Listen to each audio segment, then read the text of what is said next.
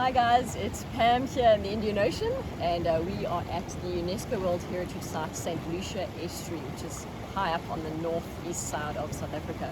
And this estuary is open now for the first time in more than a decade, which is quite an exciting time to be around, just to see this connection between the land and sea reopen. And I have with us here Dr Ryan Daly, and he's been doing a bit of research in the area to tell us a little bit about the importance of estuaries in general, and this one. St Lucia is South Africa's largest estuary and by volume one of the most important. But since the last decade or more, it's been cut off from the ocean, and just about 3 weeks ago was reconnected with the ocean. And we've been watching the high tide push waves in, and juvenile bull sharks have been coming in. So just showing a sign of the system starting up again. And we here at the moment to see what the juvenile bull sharks do as the pups start to recruit back into the estuary. So it's such an interesting dynamic, like Ryan said. You've got at the high tide, you've got all that sort of salt water flushing in here and filling up this whole basin, which really goes quite far. And the low tide, like the moment, all this water from the estuary, the fresh water, rushing out to sea. So this mud going out to sea, barbels, catfish, those sorts of things, all being washed out onto the beaches. And then the other way around, you've got salt water coming in here. So on this side of the system, you've got hippos, crocs, and up that river over there is the whole Umfolozi Park, which is a big 5 game reserve, lions, elephants, everything like that. This side's an estuary, a really world-renowned wetlands for bird life as well. And then straight out to sea, not far up the coast, you've got coral reefs and all these other things. So it's just this wonderful connection between land and sea that we're seeing reconnect. And like Ryan mentioned, the bull shark project is so interesting because it seems like they've appeared here, for the first time in ages, for the first time being able to send the pups upriver here. So what do you think is going on there with that, and how do you track them?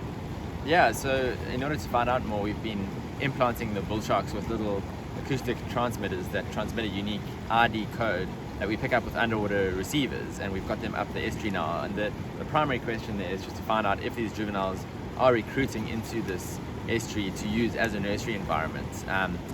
Traditionally, 50 years ago, this was a stronghold for bull sharks. There used to be hundreds in the system, but over the last couple of decades, we haven't seen them here anymore. So I think these are the same bull sharks that grew up there coming back to pup 20 or so years later, and we hope to find out more. Yeah, so it's been super interesting watching around. I know some of you have probably been here over the course of years, and I hope you get to come here again. We don't know how long it'll be open for, this connection being so important to animals on both sides, but certainly when it is open, it's a lot of good things to observe and enjoy. So thanks very much, everyone, and we'll do another little bit for you soon. Bye! Cheers!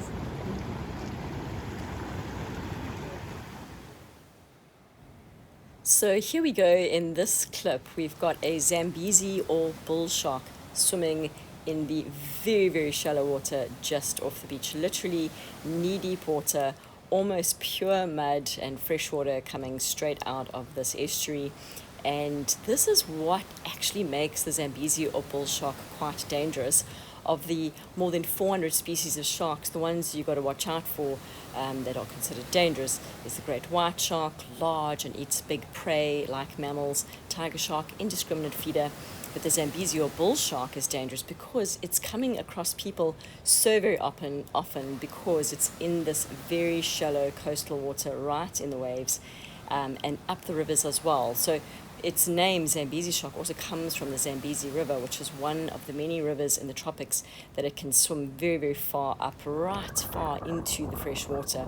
It's the only species that's really doing that, and so just straight away, because of where it is, we know it's a Zambezi shark. This is a bit more clear water now, and it's quite top heavy. You can see the water is not much deeper than the animal itself as it's trying to seemingly work its way up into the estuary. Might just pup right there, might just be snuffling around opportunistically, but it certainly seems as though the shark is making a very good effort to try and get into this estuary. Now, as we mentioned, it's open for the first time in more than a decade, and if this shark was born here, it would be 20 years before it's mature to come back and return where it's presumed that it might be trying to pup. And that's with presuming a bit of site fidelity as well, that it's coming back to the place where it was born to now try and drop the pups. And the pups will then swim up into the estuary where they will have a safe environment to try and grow up. So almost beaching itself there, so shallow for quite a large shark, could be 2.5 meters, this shark.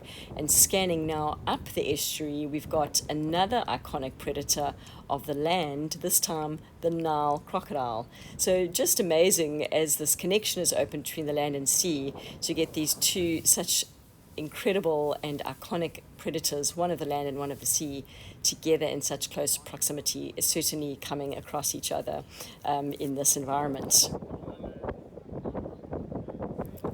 So here we have pretty interesting views of this Nile crocodile out of the water, making its way down to the beach. So it's not something you see every day. The crocodiles walking around on land, they're often quite sedentary during the day. Look at those webbed back claws there, so well adapted for swimming in the water.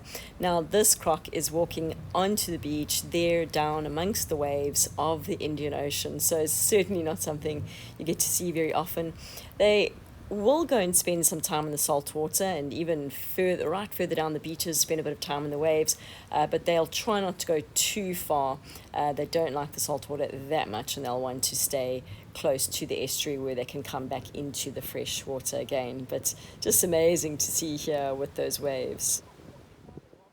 So this mouth will have also created a nice prime feeding opportunity, and the crocs will be vying for this prime position where they can sit in this narrow mouth. Anything coming in from sea is fair game, and anything washing out to sea when the tide's going out again, like barbels, can sometimes just swim literally right into the open mouth. So great interactions here, trying to see the bigger, more dominant crocs vying for this prime location.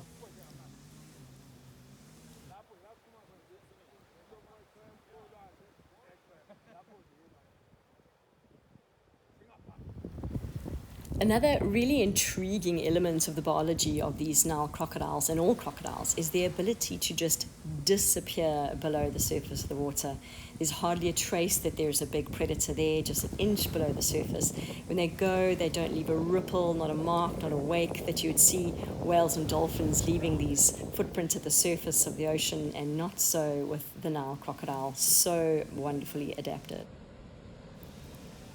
So that's the St Lucia Estuary mouth, opened for the first time in 10 years. Such an important estuary in this area of the Indian Ocean, and a reminder just of the importance of all estuaries around the world and their wonderful connections between land and sea. Hope you enjoyed.